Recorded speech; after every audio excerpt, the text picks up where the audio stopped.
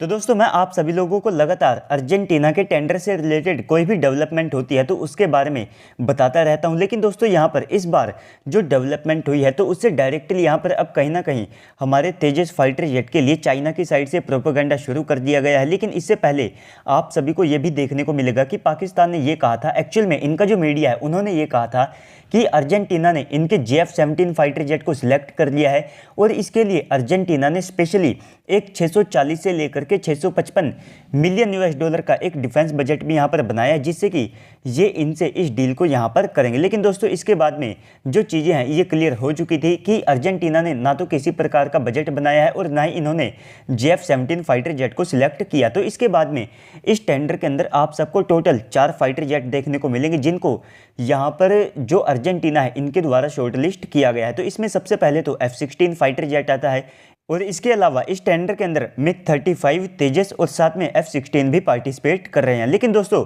आप सभी लोग अपनी स्क्रीन के ऊपर अब एक आर्टिकल को देख सकते हैं जहां पर यह बताया गया है कि इन चारों ही फाइटर जेट में जो अर्जेंटीना है वे JF-17 फाइटर जेट को सिलेक्ट करने वाले हैं। और इसके बारे में जो कुछ जानकारी है वो या तो जो चाइना की एम्बेसी है उन्होंने दी है या फिर इनका जो मीडिया है उन्होंने ऐसी बातें करना शुरू कर दी है। और चाइना के अंदर आप सबको इनका स्टेट मीडिया देखने को मिलेगा जो कि इस प्रकार की बातें कर रहे हैं कि अर्जेंटीना अब JF-17 फाइटर जेट को सिलेक्ट करने वाला है। लेकिन इससे पहले आप सबको हाल ही की एक डेवलपमेंट के बारे में भी जानना पड़ेगा कि जो JF-17 फाइटर जेट है वो इस टेंडर में काफ़ी ज़्यादा पीछे हो चुका था, जिसके चलते चाइना को अपने आप को पाकिस्तान से अलग करते हुए अपना FC-1 फाइटर जेट इनको ऑफर करना पड़ा। और FC-1 फाइटर जेट भी JF-17 का ही एक बेसलाइन मॉडल यहां पर माना जाता है। तो यहीं से ये बात भी क्लियर हो जाती है कि पाकिस्तान के पास में JF-17 को लेकर के कितनी अथॉरिटीज मौजूद है। तो दोस्तों इसके बाद में यहां पर अगर आप तेजस फाइटर जेट को लेकर के इस टेंडर में बात करते हैं तो इससे पहले आप सबको जो बाकी फाइटर जेट है ये किस पोजीशन के ऊपर स्टैंड करते हैं इसके बारे में भी जानना पड़ेगा।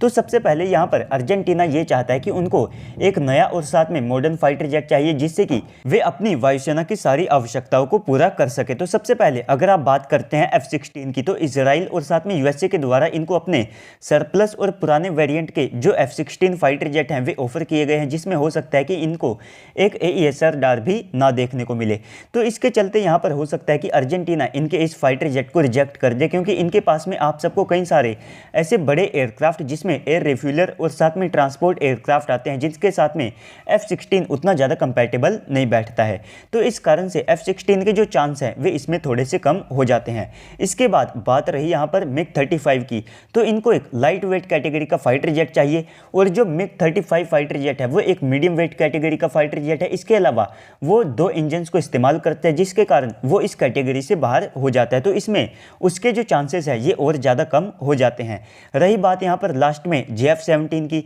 तो अगर JF-17 यहाँ पर शुरुआत से इतना ज़्यादा अच्छा परफॉर्म कर रहा था या फिर अर्जेंटीना को इसमें इतना ज़्यादा इंटरेस्ट था तो डेफिनेटली यहाँ पर चाइना को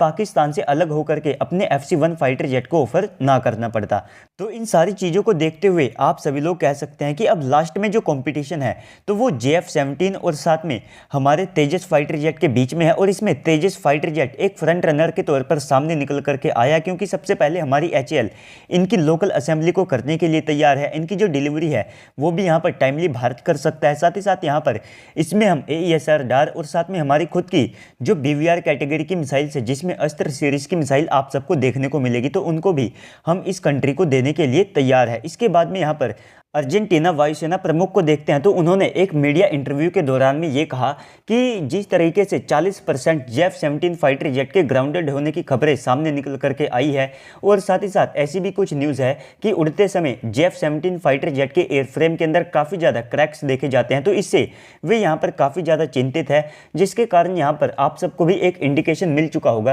कि JF-17 फाइटर जेट को या तो अपनी ये जो सारी कमियाँ हैं इनको सुधारना पड़ेगा, जो कि आप सब कह सकते हैं कि एक थोड़ा सा टाइम टेकिंग प्रोसेस है। बाकी इस टेंडर में आने वाले समय में क्या होता है तो ये तो आने वाला समय ही बताएगा कि इनकी अथॉरिटीज किस फाइटर जेट को सिलेक्ट करती है या फिर इनकी रिक्वायरमेंट को कौन सा फाइटर जेट ज़्यादा अच्छे तरीके से फुलफिल करता है। तो दोस्तों ओवरऑल इस पूरी न्यूज़ के बाद अब आप सबको क्या लगता है कमेंट सेक्शन में बताइएगा। साथ ही साथ अगर आपको वीडियो अच्छी लगी है तो वीडियो को लाइक कर दीजिएगा। अगर आप चैनल के ऊपर पहली बार आए हैं तो प्लीज़ से चैनल को सब्सक्राइब कर दीजिएगा। तो चलिए दोस्तों आज की इस वीडियो में इतना ही, मिलते हैं अगली वीडियो में, तब तक के लिए गुड बाय, जय हिंद।